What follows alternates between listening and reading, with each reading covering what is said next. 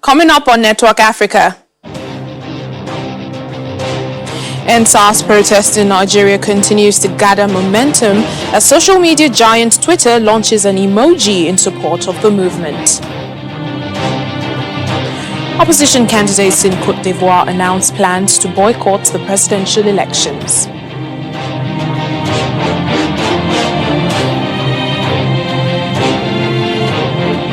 Plus, the World Health Organization warns that Africa cannot afford a second wave of COVID-19.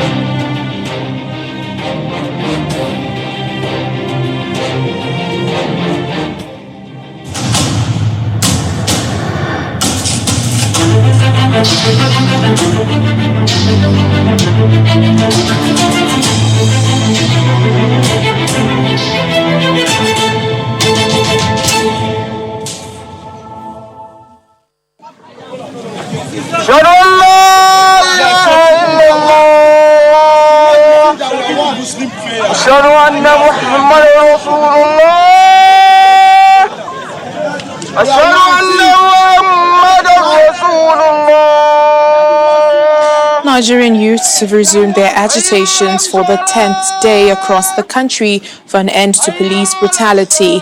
In the nation's capital, the protesters defied the FCDA Security Committee order banning street demonstrations and have left the Unity Fountain too as they marched to the Abuja City Gate. On their way, they stopped their march while some of the protesters took some of the time to observe Jumat prayers.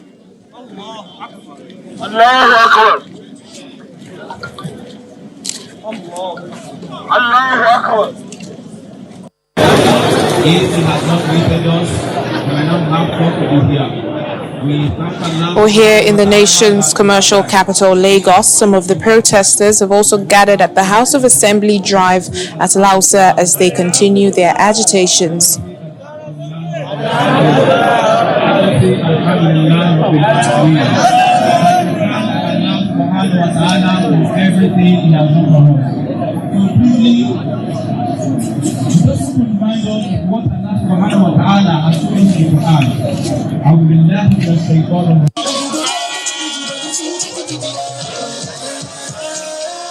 In neighboring Ogun State, the youths in their numbers trooped onto the streets of Abeokuta and blocked major roads in the state capital.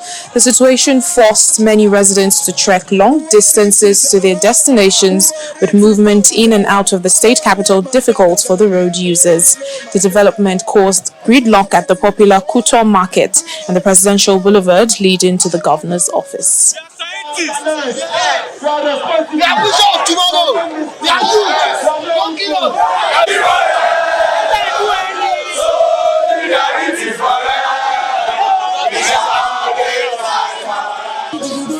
We are here to protest for our rights. We are Nigerians. We want the government to attend to our needs. They said they are for us because we have been here since almost 6 a.m. We just want them to end SARS. SARS are killing people. It's not funny. Sir, 2 days ago, there were still some SARS at Cote in Lagos State harassing people. And they said they have ended SARS. They have not ended SARS. And why so fast? You said you ended SARS and immediately there is SWAT. Where do they do that, sir? It is too fast. Nigerian government should just hear our cry. We Nigerians youth, we are frustrated, we are tired. They should stop killing us. They said we are the future of tomorrow. Why are they killing the future of tomorrow? The president should attend to us. He should hear our cry. That is why he's there. To hear what we want, to understand what we want. And that's how we begin Network Africa, looking at the EndSARS protest. I'm Layo Adegoke. Thank you so much for joining us. Meanwhile, social media giant Twitter has launched an emoji in support of anti-police brutality protests in Nigeria. The CEO of the social media platform, Jack Dorsey, tweeted the hashtag EndSARS hashtag with the new emoji this morning. The emoji is a raised fist in the colors of the Nigerian flag, and it has already been widely used on the social media platform.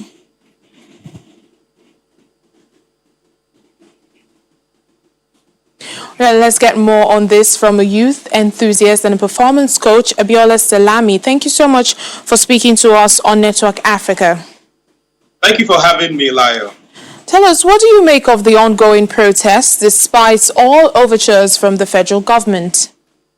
Now, this is a great question, and we're in interesting times in Nigeria. And what I can make of this is that our government is not really listening. You know, in 1989, a gentleman with the name Stephen Covey wrote a book titled 7 Habits of Highly Effective People. And in that book, he said something that most people don't listen with the intent to understand, that people listen with the intent to reply. And it is showing that the government is listening with the intent to reply, not necessarily with the intent to understand. Because if the government really listens, the government will realize that this is not just about the Special Anti-Robbery Squad. As a performance strategist who has paid keen attention to the protest, both what is going on offline on the street and online, I've discovered that young people are asking for a full-scale improvement in government performance. Young people are asking for an end to SARS. Now, not just the Special Anti-Robbery Squad this time, but the social acrimony that is coming from redundant systems, that is SARS. And it cuts across all 3 arms of government. Young people want an improvement in government performance. Young people have always been promised time and again, but young people want performance this time. And that is why it seems that even young people are not listening to what the government is saying, because the government is not really listening to them. Yeah, and the Inspector General of Police has disbanded SARS and even debriefed the officers. However, crime is a reality in Nigeria, and he also announced the formation of a Special Weapons and Tactical Unit, SWAT, which was again greeted with protests. Now, how then can the police secure the nation? You see, this is another great question, Lai, because young people are asking for improvement in the performance of Nigerian police itself, in its own responsibility to protect the life and property of Nigerians. Now, there's a 4-step model that the Nigerian police can adopt. First is, the Nigerian police can plan. And by planning, we're talking about setting a crime prevention goal.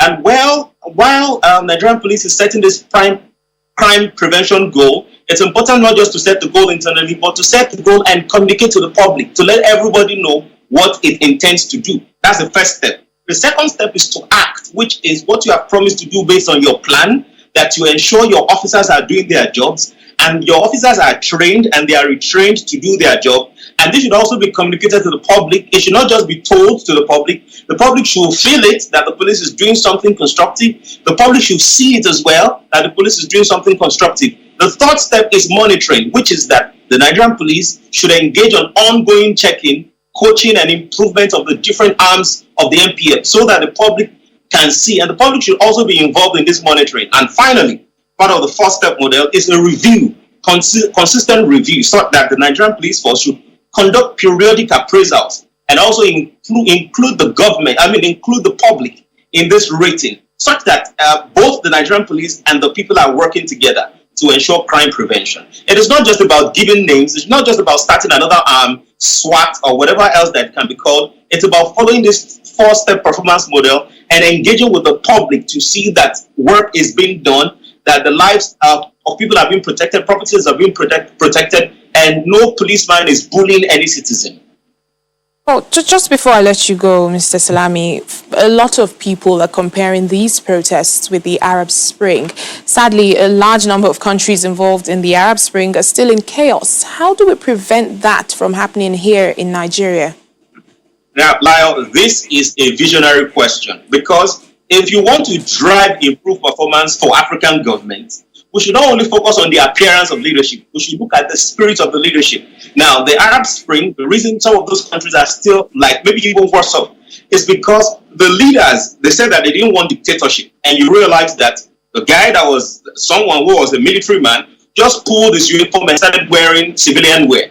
Does it mean that the fact that I've removed my military uniform with a dictatorship mindset, does it mean removing the jacket now makes me a civilian? No. So it's about looking at the spirit of leadership, in the competence of the leadership, in the character of the leadership, the compassion leadership has for people, the courage leadership has, and the commitment for leadership to drive innovation. Right?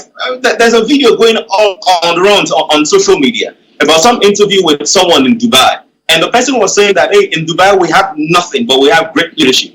But in Nigeria, you have almost all the resources, including human resources, but you have poor leadership. And that is why you are where you are right now. So it's not just about the appearance. It's not just about, and that's why it's not just about the tribe or the religion of whoever the individual who is leading, and the people in leadership is most times people are pointing the finger to the president. It's not just the presidency, it's everybody in leadership. At the state level, at the local government level, the commissioners, the ministers, everybody needs to do the work in helping Nigerian youths and in helping the country to move forward. All right, then leave it at that. Thank you so much, Abiola Salami, youth advocate and a performance coach. Thank you for your thoughts on Network Africa.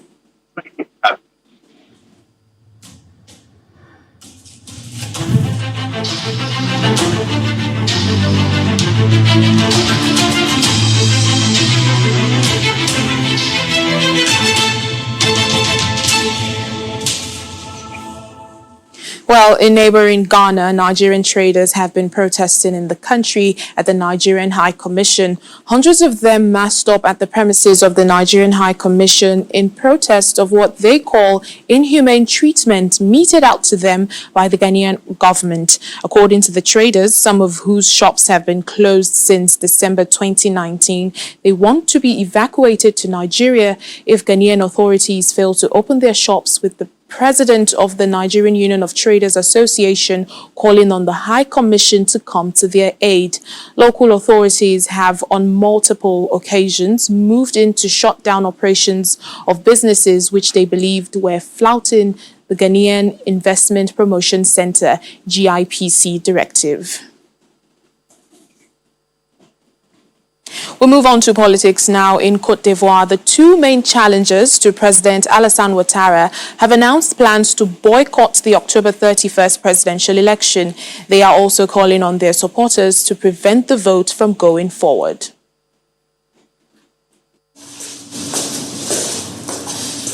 The move by former President Henry Konan-Bédié and former Premier Pascal Affi-N'Guessan to boycott the polls inject fresh uncertainty into the race, in which President Ouattara is seeking a third term, despite opposition claims that doing so violates the constitution.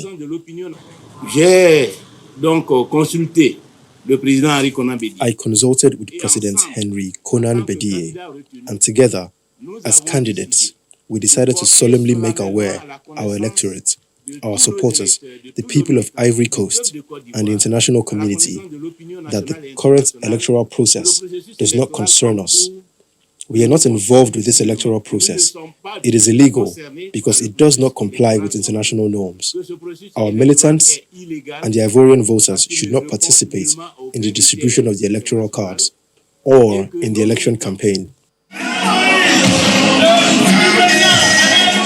Protest against Ouattara's candidacy in August led to more than a dozen deaths and stoked fears of a new political crisis in the world's top cocoa-producing country.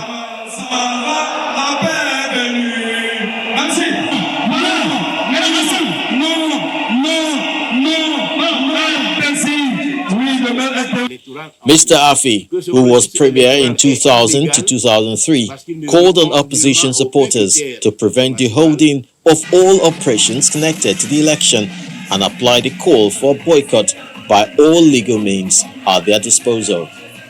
À faire barrage à ce coup d'État électoral que le président Alassane Ouattara. We invite our supporters across the country to block this electoral coup d'État that President Ouattara is preparing to commit, to prevent the holding of all operations connected to the election, and apply the call for a boycott by all legal means at their disposal, to convince the powers in place to convene the country's political forces so as to find an acceptable solution. Besides complaining that President Ouattara is violating the constitution, the two candidates have also accused the ruling party of manipulating the electoral process. The boycott leaves only one candidate, Bédié's former ally, Kwadwo Konan-Bédié, in the race against President Ouattara. Mr. Ouattara's allies have said they will participate in the election regardless of whether their opponents boycotts. The president argues that a new constitution approved in 2016 reset term limits, giving him the right to run again.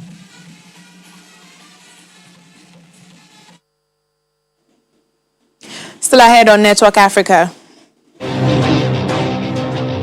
Our Africa Tech segment takes a look at Nigeria's data protection and cybersecurity regulations. Please stay with us. Thanks for staying with us. The World Health Organization has warned that Africa cannot afford a second wave of COVID-19, saying it would be devastating, especially to the economy. The warning comes as infections continue to spike in many countries that have recently been easing restrictions. Now, the health body says the virus will run out of control if African countries continue opening up without adequate interventions in place. It, however, warned against the return to lockdowns, which the continent cannot afford. Africa has reported more than 1.6 million coronavirus cases since the pandemic began, with more than 39,000 deaths.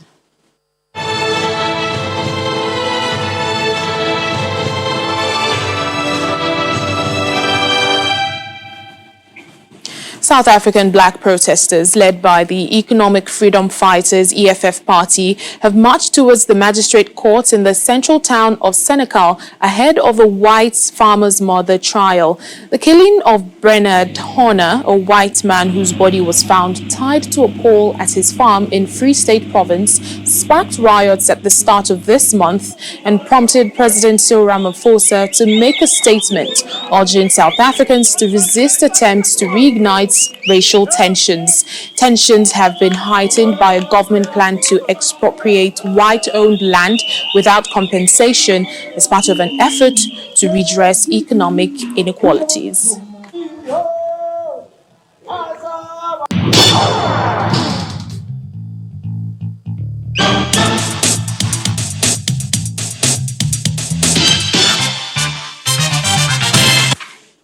Welcome to our Africa Tech segment. To regulate the collection, use and disposal of personal information, new laws are taking effect across the globe, but that hasn't reduced the rate of cyber attacks, data breaches, and unauthorized use of personal data. With this, it has become more important for organizations in charge of financial data, health, and private information to understand the rights and obligations of individuals and organizations with respect to personal information. In Nigeria, the National Information Technology Development Agency, NITSDA, appears to be making some improvements in data protection and regulation. In its latest performance report, the agency says it created over 2,500 new jobs, one that has met the need of the Nigerian environment. Let's go to Zanzibar. The Electoral Commission is in the semi-autonomous island with Tanzania has barred an opposition presidential candidate from campaigning in the Tanzanian elections for the next 5 days. Malim Hamad of Act Wazalendo Party becomes the second opposition candidate in the country to be restricted from campaigning by the electoral body. He's accused by a rival party, Demokrasia Makini, of violating electoral regulations. However, he can appeal against the ban. Earlier this month, Tundu Lissu, the presidential candidate from Tanzania's main opposition party, Chadema, was also barred from campaigning for 7 days. Elections are expected to be held in the semi-autonomous region alongside Tanzania's general elections on October 28. Finally, on the program, a Kenyan couple, Dos and Wamuyu Kairiku, loved adventure almost as much as each other. 2 months after they got married, they quit their jobs in Kenya and set off in 2018 to motorbike across all 7 continents. They then ran into COVID-19. Well, let's take a look at their journey. In search of an adventure, newlywed Dos and Wamuyu Kariuki left Kenya in 2018 to travel the world. 2 months after we got married, legally got married. And for me, this has been the best honeymoon. I think he's more than a husband, he's my true friend. Yeah. That's the biggest out of it. Of course, in addition to seeing places and building memories together, memories that not everybody has an opportunity to create the way we've done it. It's very, very unique, and that's my highlight. This year, they were heading into North America via Panama, but the adventure, planned to take 3.5 years, screeched to a halt in Nicaragua in March as countries around the world closed their borders to curb the spread of the new coronavirus. Wamuyu, who worked in the Kenyan petroleum industry, and her husband Dos, who worked in finance, was stuck in a low-priced hostel in the Nicaraguan capital Managua for 4.5 months before flying back to Nairobi in August after airspace reopened. It feels good, especially after COVID happened and getting stuck outside the country. We looked forward to being home. Yeah. And there are things that we have really missed over the 2 years of travel. We missed the food, we missed our family and friends. So it's really nice to have them back. The things we see on TV or different perceptions we have about the world, but when you're actually there and we couldn't speak the language, we were talking with sign languages, but people still opened their homes to us. That was a really, really special moment, and it just opens your mind in a whole different way and it changes you. They shipped their German-made bikes home, having visited only 3 continents: Africa, South America, and Antarctica. Dos says their way of life has been fundamentally altered. Coming back, I think the whole sense of minimalist living, I really liked, because on your motorcycle you can't carry any luxury items, and we went back for 2 years without any luxury items. So I think the minimalist living is who we are now.